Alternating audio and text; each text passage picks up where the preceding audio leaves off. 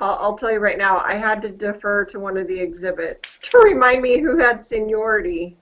Um, Exhibit 4, if that helps you guys, it kind of made a difference for me.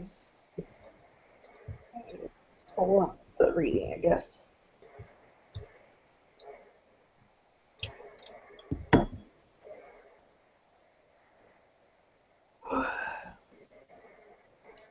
So Merton, okay, let's see. So Merton is the safety manager. Tevins is the plant manager, basically. They call them all works. I don't know. It's just another name for plant. And then under Linda or Merton is Bert Harris, and then Step is the one under him. So that's kind of tricky. If you're Merton,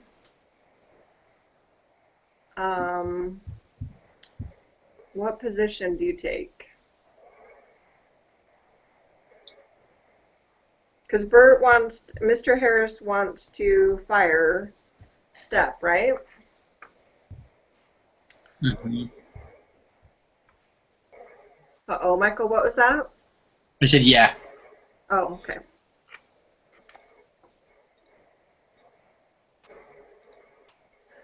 I guess from perspective, I would go into that meeting with needing some more information. I agree. Like maybe letting Step explain what exactly transpired. Yeah, I think you need stories from both sides. Yeah, I don't think that they have enough enough of anything backing him up to make a decision to fire him off of that. He hasn't received, that I know of, from what it says, he hasn't received any warnings for it or anything like that. So it's like, ooh, this is kind of a big jump to make from, oh, he had 3 accidents and he's going to get fired. Yeah, that's kind of what I was thinking too. I mean, they don't tell us, just like you said, Michael, it doesn't say that in writing that he's been written up before, so I think that's kind of where they'd have to start, right? This might be his first official written warning.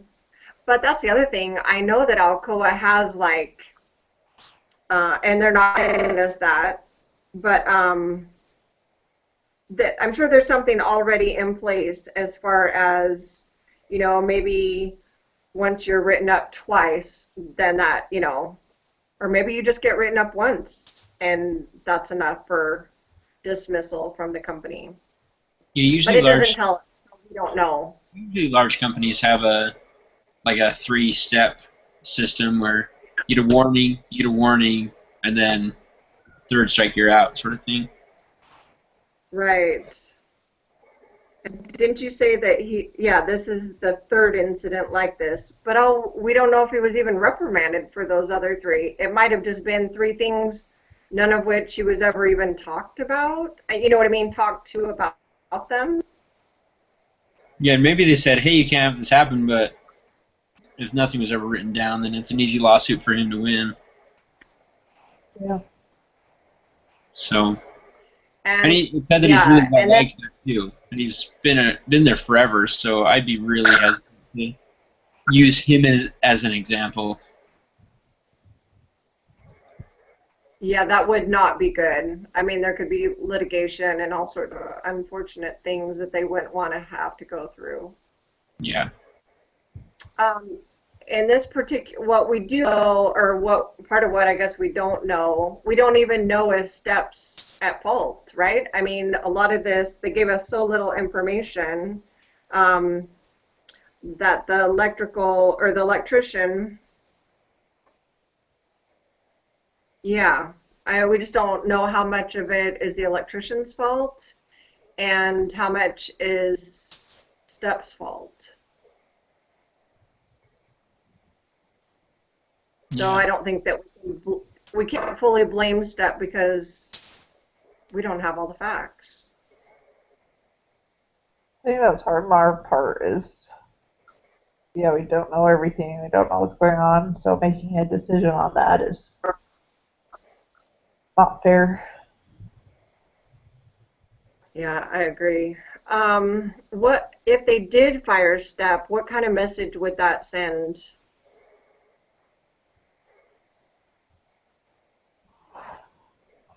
I mean, it would definitely communicate loud and clear that safety was a big thing for them. That's for sure. Um, but it would also communicate a message of fear, really, to saying, you know what, your job could always be on the line here. You never know. Yeah, I agree. Yeah. It would definitely open everyone's eyes, right? And maybe it's like, oh, guess I don't know. You know it's important to the company, but whenever anyone's, I guess, fired over something like that, then that kind of sends a different message. And then Yes. the last question, oh, sorry, go ahead, Amanda. Oh, no, it's fine. Just go. Um, it says, would it be fair to fire step considering how some of the other supervisors treat safety issues?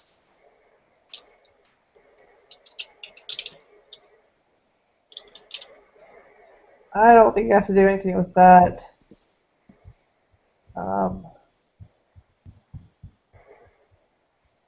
Right? I mean, you kind of can't, I agree, you can't really take that into consideration.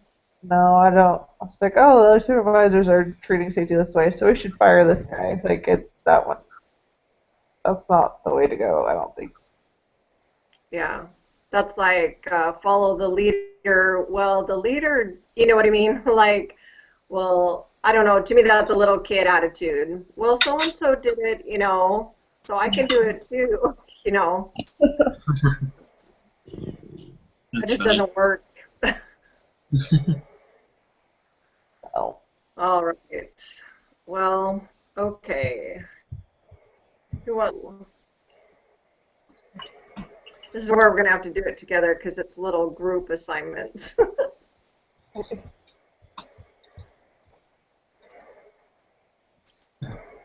Let's do it into three I'm going to have to groups. get out a calculator for one of these.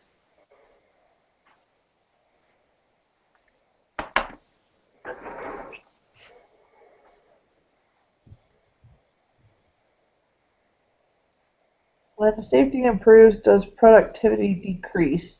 Find the data. Divide the work's total number for each period by the total hours for the same period to figure out how many hours it takes to produce 1 ton of aluminum. For example, in 1987, it was 185.4 divided by 7,400 equals 39.9 hours per ton. The smaller the number, the more productive the plant is. Do this calculation for each period. Maybe we could just do a couple of them. Yeah, uh, my brain's really not working right now, so. I'm like, what? I have to do math? Yeah. Okay, let's hear. Exhibit 3 and 7.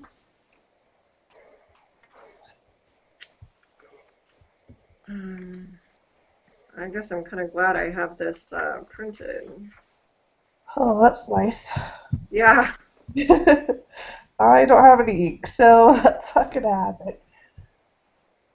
I just happened to print it when I was at work today. Okay. I'm going to do just a couple of these.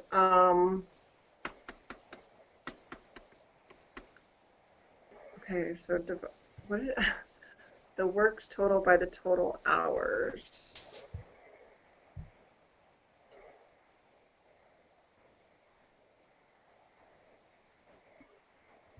Works total by the total number of hours. The lower the number, the better. So 185.4 divided by, oh, I see what they're doing. Okay. Well, then, So in 1907, oh, funny, my math did not come out the same way that that did. oh. Well, I got .02 Yes, that's what I got too. for the 1988. Oh, I'm wondering if no, they shouldn't have gone 39.9 because 185 is still lower than 7,400, so that would still be a decimal. Yeah. So that makes absolutely no sense. Well, I can see where, I mean, it's just Fine. funny that it turns out to be 25.1 hours, not the 39.9 they say it is. Hmm, I wonder if there's some. Uh, that's fun. Well, let yeah. me try one of, did you try the other one? Well, I tried 24.2. the example to see what it came out to, and it's It's not 39.9. it's not even close. It's 0.02505. Yeah, so 25, rounded 25.1 hours. Um, I'm trying to figure out how hours per ton. I'm trying to figure out how they would come up with that number, converting it somehow, but there's no 3 or 9 answer. Oh, it's smart. backwards. Is it? It's supposed to be 7,400 divided by 185. That gives you the 39.9. And that makes Oh, sense because the 185 is the amount of barrels they produced, and Oh, 7,400 yeah. is they worked. thank you, Okay, that Michael. makes sense. So total hours divided by works total is whatever it is. Okay, so that was 39.9. The next one is 2, 2 is 37.23. 1989 is 36.6. 36.6. Okay, I'll do the 1991. okay. That is 33.8. 33.8. Yeah. Okay, you want me, let's see. Oh, and then they broke the year down.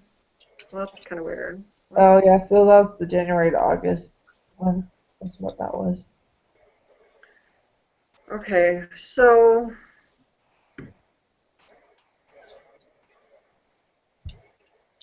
So, they were more productive the farther, like the farther down they were. I had just in looking at those numbers without even doing the division, I wondered if a lot of this had to do with productivity being better. Um, I was just thinking that I wonder how much, what am I trying to say? Like the equipment evolved over that short period of time, because you know how throughout this story it talks about how, back in the beginning, the people um, used to go up on the walkway and break up the crust of the molten lava, whatever that stuff is. Yeah. And then they switched that out, and then a crane was doing it. So I just part of me wonders if they didn't become more productive just by innovation of heavy equipment operation. Yeah, which I'm sure they did. I'll be right back, my babies.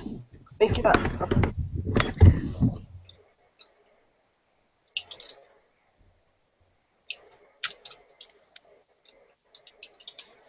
That makes sense. I I'm, back up. I don't know that it just kind of seemed like it. I wondered.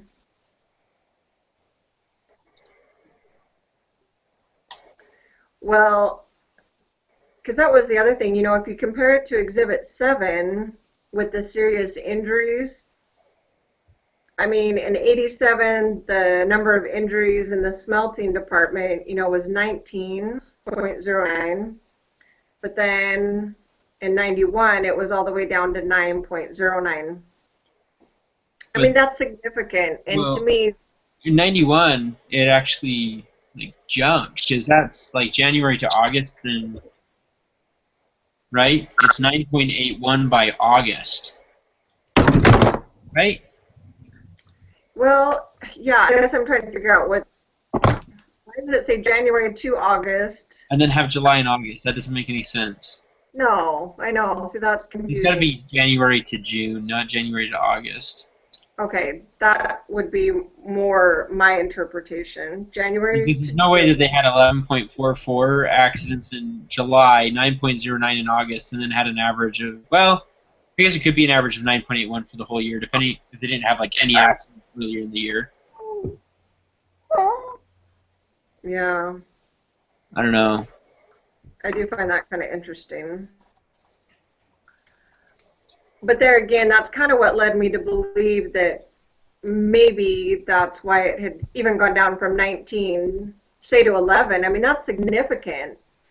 But based on the story we read, if heavy equipment was doing some of those most dangerous jobs in that department, that would kind of make sense.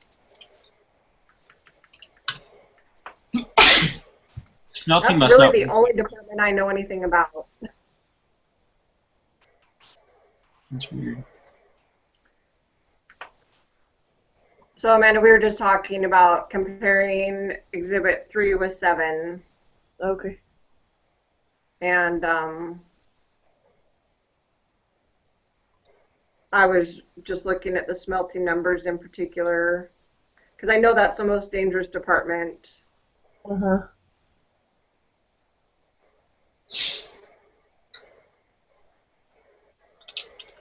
So each of those departments definitely has their own issue, their own safety issues. In the smelting department, you're just dealing with, you know, whatever, 1,000 degrees, times whatever. Um, and then in fabrication and rolling, you're dealing with things like, you know, um, I mean, you're going to have issues with machines where, tools could get caught or your fingers are going to get shoved in a machine or something like that. Oh,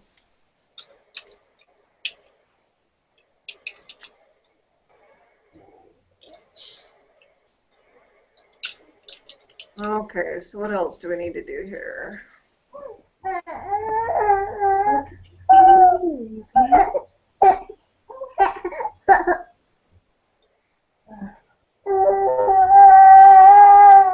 I'll be right back. Okay.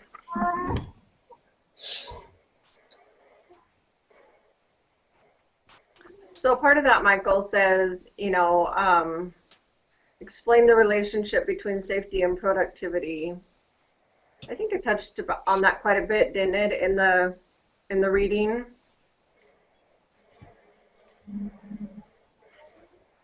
Yeah. So, Because didn't the supervisors think initially that by adding more safety regulations that productivity would go down? Or maybe it was just some of the employees that felt that way. I don't remember exactly what it was, to be honest with you. But it is interesting. I was looking at some numbers just because I'm a numbers sort of guy, and it was interesting. The amount of accidents per produced went down. So, like in 1987, they had an accident for every 21 and a half items that were produced, 21 and a half barrels or whatever. By 1990, they only had one accident per 34 and a quarter barrels produced. And that was like their biggest transition period where they reduced their accidents by half or something like that. And then after that, it moved to, in 1991, just for half of the year, they were doing pretty well. It was going back down a little bit, though. So 1991 is the year, I guess, in question, but it started to go back up a little bit. Because they Yeah. had one accident for every 26 items produced. Yeah, that is interesting. And Which is where 91 they're was at the in year 1981. 91 is where the article starts out talking about, Dennis Pell being killed, and then the safety plans that Merton implements for 92. Yeah, and what's interesting about that too is, from the reading, there was a huge drive for productivity in 1991, where there's like, no, we need to push and push and push all summer long to get out some incredible, just a ton of products and everything. Oh, And that's then right. you see that the number of accidents shot back up to the amount they had in 1988. So where they were pushing speed and they weren't pushing safety nearly as much, you saw the accidents shoot right back up. Yeah, and that makes sense. I mean, I don't know if we're going to talk about this, but um, wasn't it interesting? It talked about how fast that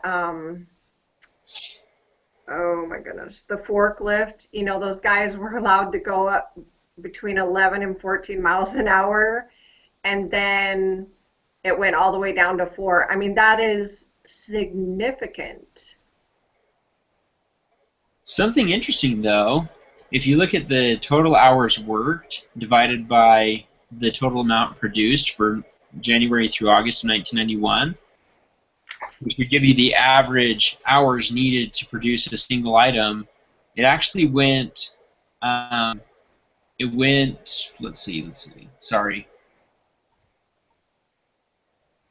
It only went down by a little bit, but then the accident shot up. So they were pushing productivity so hard, but it really didn't make that big of a difference. You saw the accidents jump up. So I don't know. It's just interesting to see the difference between what you push for and what you end up getting out of it. Does that make any sense at all? Yeah, absolutely. Because it seems, I mean, when they have those jobs and they're, yeah, they talked about that, right? I mean, they were pushing for these jobs to get done, and safety probably has a tendency to kind of get overlooked more than it should when you're all about productivity. I mean, even the safety manager was like, oh, dang, I'm behind on getting my 1992 safety plan put together. Oops. It's like, okay, so you're the safety teacher, so if you're not advocating it, then who is? Right. So, Good point. anyway, those are my thoughts. I just think it just brought up how like the machines would just shut down more often and break, and they'd have all these problems with them going faster. So really, in the end, they weren't being a whole lot more productive. Then it Yeah, goes. all right. They talk about that. That was very interesting, So just by changing the mileage that they were, slowing down their miles per hour, I mean, it really saved the company in lots of areas. Not to mention the most important, which is, the life of someone. Yeah. Yeah. Okay, I don't know where we're at here. um,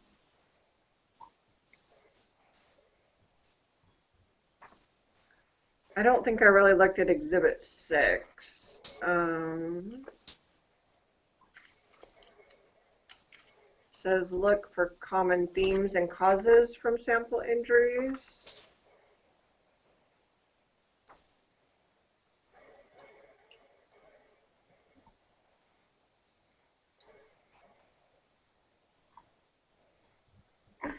I noticed there was a lot of burns. Oh yeah, I know for a fact that that's their number one issue out there. And I just, man, the people that work in that part of the plant, I don't know how they do it. It's so stinking hot in there.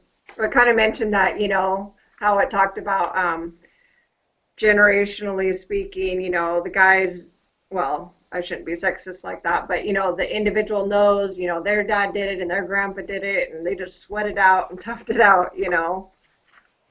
Like, wow, I could just like faint the second I walk in there. It's so hot. Yep.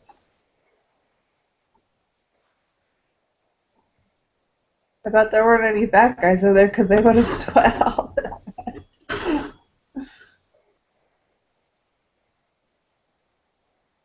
Yeah. A lot of these on Exhibit 6 are falls, burns, like you said. But what's interesting about that is that a lot of the burns were caused by falls. Yeah, that's what I was just beginning to notice. Which, I mean, again, that totally makes sense. So basically, they're like most of their surroundings are something that could cause a burn. So if you Yeah. like don't watch your step, then you like move over and touch something, you're gonna be burned. Oh, yeah, especially in the smelting and the ingot parts of the plant for sure. Okay, so it says, what can we learn about safety? Well, wow.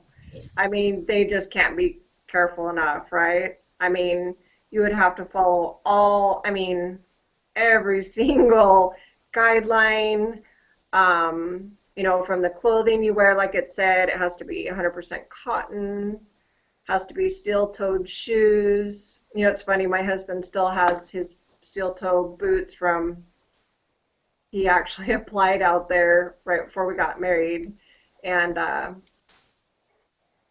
then never used them, so we still have them. It's kind of funny. Yeah, I mean, you just can't take anything lightly as far as the safety rules go because you put yourself at risk if you do, right? Yeah, I think it shows you how easy it is to have an accident. I mean, this guy was loading a truck and it ran over his foot. Like, there's so many things that can cause accidents. Like, just backing up what you're saying, that you have to be so careful with safety. It's really easy to let it slip away from you. Yeah, it's almost like there's absolutely no room for horseplay. I mean, zero tolerance.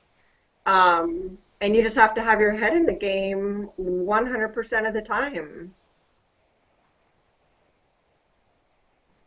It would, What's interesting that I mentioned here is that most of the accidents actually came from one of the contributing conditions was housekeeping, and I noticed that in the actual accidents. This is from Exhibit 5, but the actual accidents, a lot of them were like they were cleaning up the chips or they slipped on the chips and things like that. And so I think it's a lot comes from having a clean workplace that would make a big difference there for them. oh, I'm sure, yeah. Wow. Can't imagine. Not the place for me, that's for sure. Together. Um,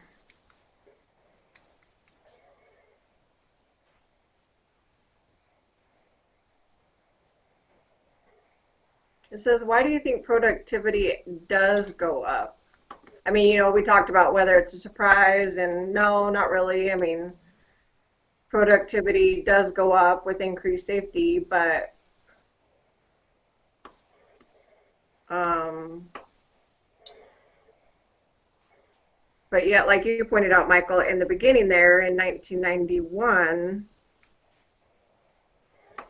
there just might, again, I guess, been a lot more factor. I mean, there might have been other reasons as to why there were so many injuries during that period where they were trying to, What I think is really interesting is from 1980 to 1990 was their biggest push for safety, right? That's where they reduced their half of the industry average, right? And so during those years, you saw productivity jump significantly every single year, and the amount of accidents per hours worked reduce as well. And so what I think is really interesting about that is that when they pushed for safety, productivity increased. When they pushed for productivity increased a little bit, but safety decreased. And so I think that push for safety really makes the difference because I mean, imagine you're working there and you are constantly worried about burning yourself on something or breaking a limb or dying at your place of work, you're not going to guess because you're going to be constantly worrying. But if you have good safety procedures in place and people don't get hurt very often, then you're going to be able to be more comfortable and more confident in your work environment. Yeah, and you need your coworkers to be confident, like you said, and not always be afraid. I mean, in some ways, I guess you just have to be prepared that, yeah, even when you try your best to be on the watch and always aware of your surroundings, I mean, it's probably just going to happen. You know what I mean? Simple things are going to happen. Not that you want them to, but some probably are unavoidable. Well, yeah, I mean, you could just Yeah. stub your toe and fall into whatever is around you and burn yourself. Like, nothing would have been at fault except you walking. Yeah. Let's see.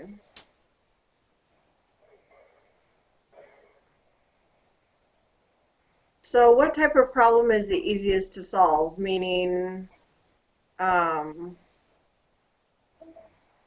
the ones that are expensive or the ones that involve people's behavior and why?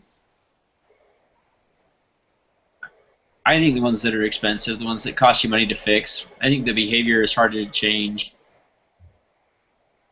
But it's easy to get a clean work environment. Yeah, I think that clean work environment would just have to be part of protocol, right? I mean, it's just an Yeah. expectation that has to be met no matter what.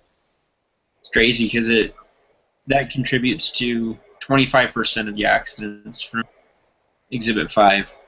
25% of the accidents involved some sort of housekeeping issue. Yeah, So that's a if you lot. have 100 accidents, you could reduce that down to 75 just by having a clean work environment. It's crazy. Sure is. And wouldn't you agree that, I mean, uh, people's behavior, I mean, that's so difficult and challenging on so many levels. I mean, you can't control whether someone got enough sleep the night before. And I know those guys work I know they work at least 12-hour shifts. All my friends' husbands that work out there, they usually, the typical like 3 days on, 3 days off kind of a thing. So I know it's at least 12 hours, if not more. And so if they're not using their days off to catch up on their sleep, I mean, that alone is going to affect someone's behavior, Yeah. not to mention all the other reasons people can misbehave, whether, they're just having a bad day or, maybe they fought with a Yeah. loved one before they came to work. Well, just that whole mentality of, we'll just tough it out. Like there's already a mentality there for most of those people. And so I think having that behavior of, or just thinking, I think would affect a lot of things, and it's hard to change what's been ingrained since you were born. Like, Yeah, a lot harder to change Mhm. yeah, something you've been practicing for years. Yeah. I, I think another interesting factor that's involved with that is when you spend money to fix things, it helps to fix that behavior. It helps to fix that attitude, right? Because they see how important it is for you. Um, when you walk into a place and everything is organized and clean, um, you're going to want to make sure that things stay. And so I think it would give them that want to do better instead of just giving them a training and then they see that you don't fix anything, so it's like whatever, they don't really care. I like that thought. I think I agree with you. Yeah, I mean, the people they've got in place as supervisors and team crew leaders, yeah, they're critical because, like you said, they're setting that example for all the people that work underneath them. Yeah. Um, So I do think that training is important in everything because I mean, if you look at Exhibit 5, it's like 75% of the accidents were because they used improper positions. So they weren't doing the thing the right way. 20 or 30% of the accidents came from failing to secure something, so not shutting a door or locking something. Another 25% came from not following the standard operating procedures. So it's just like most of the accidents do come from human error rather than equipment error. But so I think the training is still really important, but I think that's the hardest thing to fix. Yeah. yeah, I would imagine that they have a lot. Well, I don't remember what the reading said. Did it say training once a month? Is that what the reading said? Once a year, I think. Yeah, I mean, Once um, a year, is what I'm remembering, but I could be completely wrong. yeah, I don't remember.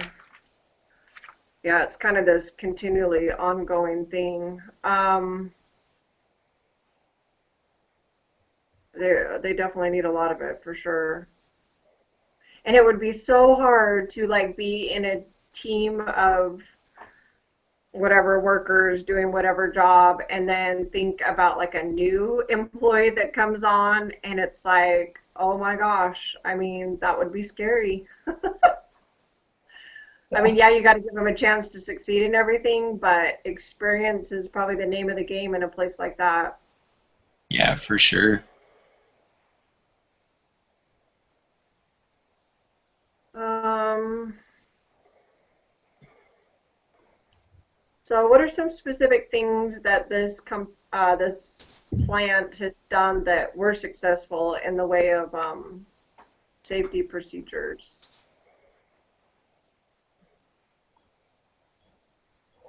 I I'm guess sorry, we what was might have that? already that. Oh, We just kind of like on that a little.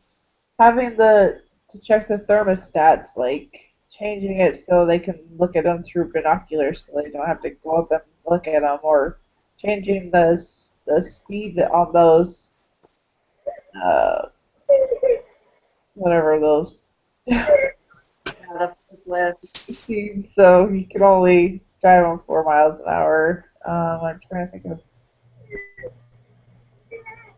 Yeah, those are all really successful changes that they made.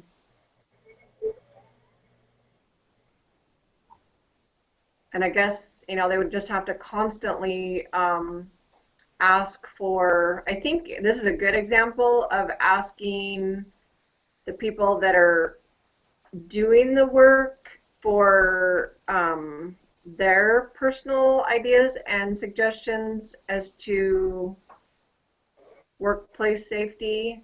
They're the ones doing the job. They're probably going to know best, right? Yeah.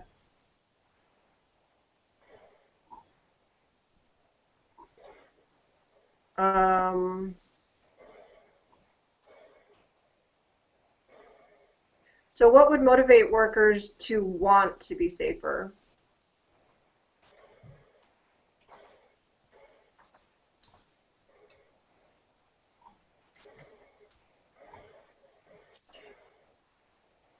I would think that having someone, that loses their life, I mean, to me, that would just be a big wake-up call.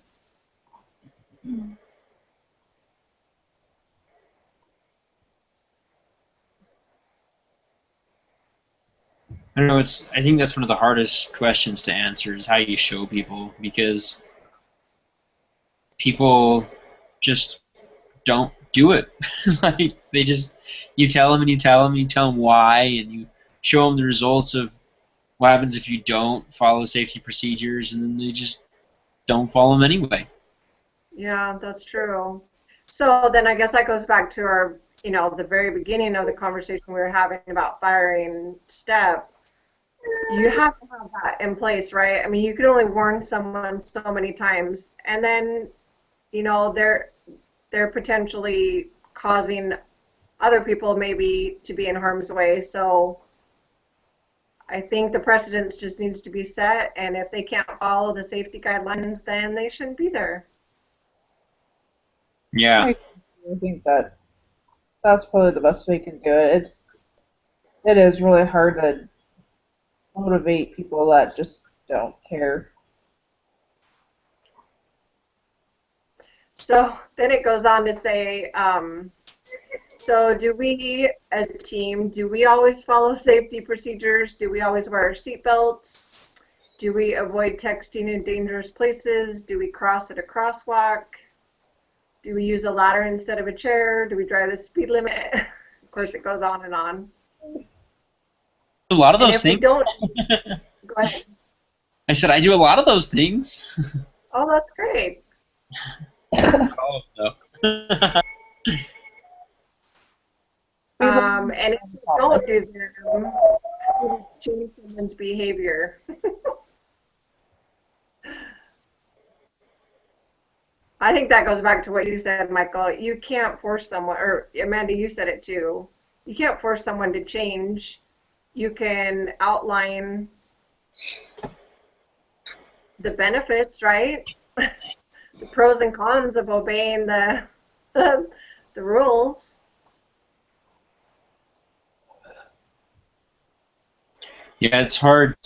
I mean, one of the things that you talk about is, do we fire this person, or do we punish them, or do we reward them by giving. One company that I worked for gave a safety dinner for every certain amount of days worked that you had without an accident and things like that. And it just reminds me of the reading from this week as well that talks about the kick in the pants method of motivating.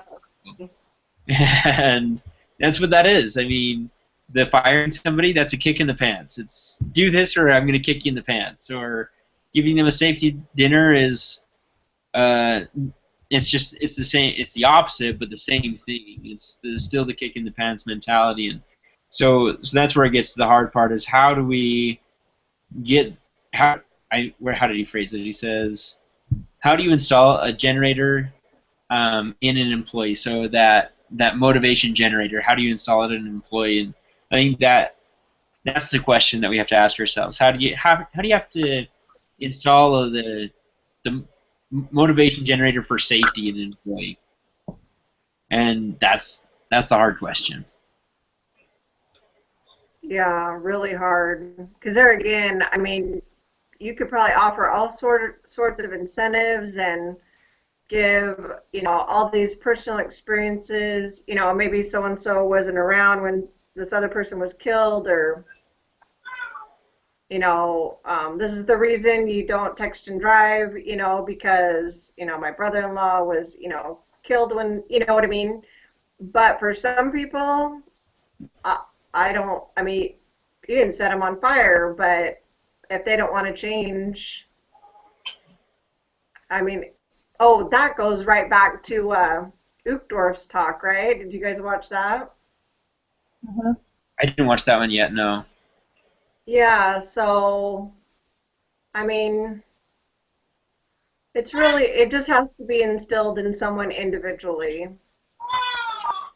Yeah, I really liked the TED talk. I think that it would help a little bit with this, and how he talks about how in the experiments that they did, and where they said they would have them fill out the paper or whatever, and then bring it up, and the person would look at the paper, just look it over, and say and put it in the pile, and then that person was more motivated to do it than the person when they just put it in the pile. And so it's as simple as that. It's training those managers to, I mean, that's a simple step to take to help with that, is when a manager sees somebody doing the right thing on the job, the right safety practice, you say, hey, thanks for doing that. You're setting an example. Just something as simple as that would give them, start instilling that desire to do it on their own. I don't know. There's a lot of things that you could do, but Well, I hit that as one of my solutions for my doohickey for the training. Like, people are more willing to do anything if someone recognizes that they are trying to do something. So I think any type of recognition or reward of any kind is going to push them to do something that normally they wouldn't. Generally, like, I mean, there's always situations where that's not going to work or do anything, but Yeah. you know what I That's usually what was like. interesting about that guy's experience is they were paying them to fill out the papers. They were paying them to do it. But that simple recognition in the moment made such a big difference. As simple as, yep, okay, thank you. You know, like that makes such a huge difference to people. And I've seen that in my career so far where when, sure, you get your paycheck, sure, you might get a bonus or something like that, but when somebody, or a gift card or something, but when somebody takes the time, the moment to say, hey, good job, it makes the world of difference for you. Yeah, I agree. I just don't think enough emphasis can be placed on just the verbal recognition sometimes. And you don't want to overdo it either, because then if people do it too much, then you kind of start to ignore that too, right? So it has to be sincere and, yeah, acknowledged right when it happens, not, a day afterward. Well, I don't know, maybe a day is okay, but you know what I mean? Can't, not too much time should pass in between. Yeah. Well, that ties it in really well, I think, to everything we learned about for motivation as well. Um,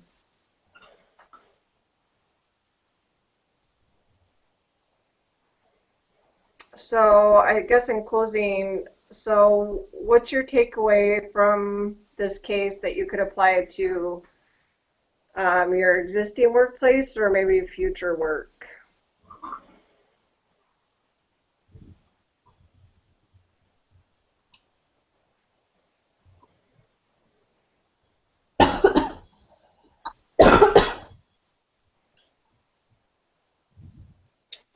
Um, well, I work for a restaurant right now. I'm a manager, a kitchen manager for a restaurant, and I think that it definitely applies because, I mean, we have an unsafe work environment and an environment where people can get hurt really easily. I mean, they're not as severe as a third-degree burn on your arm from a from a factory, but it's chopping the tip of your finger off or cutting yourself on a mixer or there's so many different ways that you can hurt yourself at work or simply not using the right posture as you're working and stuff, and that can have long-term effects. So um, I think that a lot of these things do apply on a lot smaller of a scale to where I work, and really working on what two things that really stuck out to me the most were working on making sure that it's always a clean, organized environment to reduce the amount of hazards in the workplace. And the second thing is just recognizing those people on the spot. Just when they are using safe work practices, I mean, it is important and it does mean a lot to me, but then I don't think about it in the moment. So taking the time to think about it in the moment and really appreciate what people are doing. Yeah, that's great. Well, Grant, how about you? mine's from a past job. I'm working at I was a caregiver for 6 very severely disabled guys that couldn't do anything for themselves. And I mean, it was a week long, 8-hour day training. Um, and it was very easy to like just ignore things and just kind of let them pass because it was just so long and it was boring, but a lot of it was on safety and what had to do with safety, and that job had to do with both yourself and the individuals that you were working with. Like, I had to lift guys up and transfer them from their wheelchair to the bathing table or to their bed and things like that. And so you caught on pretty quickly that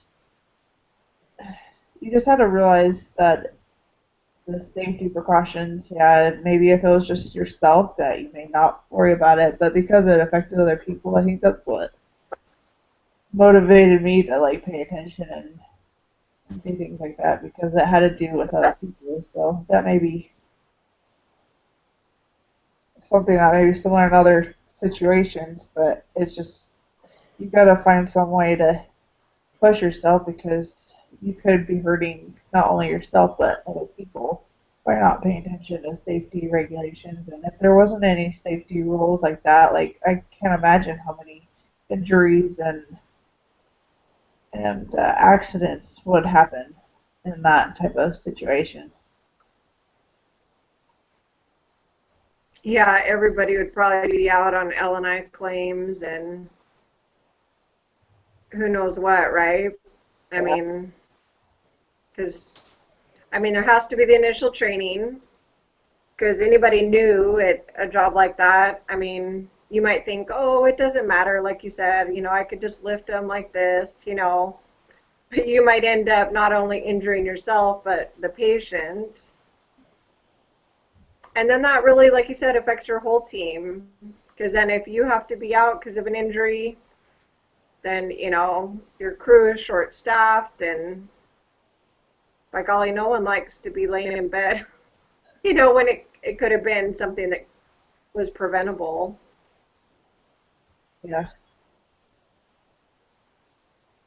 Yeah, I think this whole Alcoa case, well, it was interesting but drastic. I would say the majority of us, like you said, Michael, I mean, I don't have anywhere near, not even a fraction of, the safety issues in an office. So, but still, I mean, safety applies, and you just got to be careful and be aware. And, you know, I think a big part of it for me is just everybody caring enough to pay attention to their surroundings and, make it, like you said, Amanda, make it safe not only for yourself, but for everyone involved. Because sometimes it could be something that we carelessly did that then set someone else up to get hurt. And that would make me feel horrible, because especially when it's not intentional. Yeah. And um, yeah, Michael, like you said, for me, I think we didn't even really touch on it in this, but the motivation to me was way more applicable. And for me, that's kind of the big takeaway from this whole thing. Yeah. So I guess I will write all this up. Because you just did it last week. Oh, let's see. Yeah, you did last week's, right, Michael? Yeah, I did. Yeah, and then Amanda, you did it the week before. So I will write it up. So I guess I will All kind of right. leave the discussion later. Okay, and then, I'm sorry, Amanda, did we say we were going to do our doohickey thing just back on the... I emailed you last time. Do you have a preference? Well, Um, Brent's putting it together, so does it need to go on the Google Doc? I Maybe let's do both. Email it to him and put it on the Google Doc. Then I follow up with him later this week and to make sure that he's compiled it. Does that make sense? That's what I would say because I don't know if he actually has the link to the Google Doc. I'll send it to him because I think I only posted on the Google page, and I don't think he ever checks that. I don't believe so Oh, either. okay. So I think his Gmail is the one that he responds to. I'll send him the link to the Google Doc, so that may just be enough. I'll just email it to him. But his And email is limitless1025@gmail.com. okay, say that again. Limitless 1025 Yeah, at what? at gmail.com. Oh, sorry. Okay, so we'll plan to kind of both then email it to him and the Google Doc. Yeah, and then he can, I guess, choose how he wants to put it together. I do worry a little bit about putting this all in his hands. Um, I, um, Well, I maybe, wonder if there's a way to know. well, maybe if he doesn't have it done by Friday night, then I well, could do it on something at yeah, that I mean, point.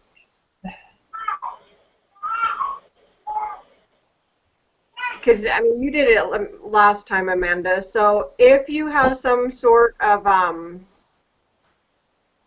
email interaction with Brent and you find out that it, or get the impression it's not happening, let me know and, maybe I can compile it just as a backup. okay. Although, I do like Michael's idea. If we do the Google Doc thing exclusively, then in essence it would be done. And then if he did not submit it, I think that, well, I don't know. What do you think? Well, what I had to do, being the compiler, I had to write an introduction and a conclusion, and then I had to change the format around because not everybody's was the same. Sorry. So I think the biggest part of it, the format part wasn't a big deal, but the biggest part of it was writing the intro and conclusion to that. Um, so that's the only part that I'd be really concerned about getting done. Okay. Um, I'm just kind of wondering, Brother Bonnie hasn't really addressed it, but, if we all do our part and then the leader doesn't do their part, are we then penalized or, you know what I mean? Or do we still get credit for doing everything we possibly could have? I don't know. Have you guys heard him say anything about that? So, No. Yeah, that's what worries me too. I don't want to. I don't want to have my grade tanked just because he doesn't submit it. yeah, I don't either. That would make me nervous. I think it just Yeah. needs more on the peer evaluations, and what comes out of that is my guess. Okay, well, maybe what I'll do then, just to play it safe, I will go ahead and write, um, I'll kind of have it in my mind that if we haven't heard, like you said, Amanda, by Friday night, that I'll go ahead and do the opening and closing. I think we'll know by Friday, don't you? Yeah, I think we'll have an idea. Because I guess at that point, if we have not had communication with him, then we need to probably just say, Marty's going to do it. Um, you know, I don't know. Is that too rude? No, I think that's safe. yeah, I mean, we're basing it off of past experience. So I mean, we we're giving him a chance. I mean, if he wants to do it, then that's great, and if Does not, he then need a different night of the week with us? Is that what he needs, or I don't know. It sounds like it may be the time. Um, and it sounds because I like, mean I'd be willing to meet at a different time or day or something like that if that's what needs to happen for him to be able to come. Because I want him to be able to participate. I'm sure that he has great insights, but yeah, so do I. But it sounds like it's more the time. But like he was planning to be here tonight, and then he got called in for work. So I don't know if there's necessarily a good day or time. Like it just sounds like he just gets called in whenever, and that's how it is. that sucks. I could be wrong, but that just Yeah, well, that's kind of how it sounded to me based on what you read. yeah. Okay, well, I will be the backup, and Amanda, just let me know by Friday if you haven't heard anything. I think he'll probably respond as we submit our stuff to him too. you know, if he's responding to us saying, you know, thanks, got it, you know. But if we don't hear anything, then I think we'll know. Yeah. Well, Yep. All right, sounds good. So I'll do the, whatever it's called, the discussion leader write-up, and then we'll do the doohickey thing. okay. All right, thanks, you All right. guys. Good. Thanks. Have a great night. You too. Okay, good night. Right.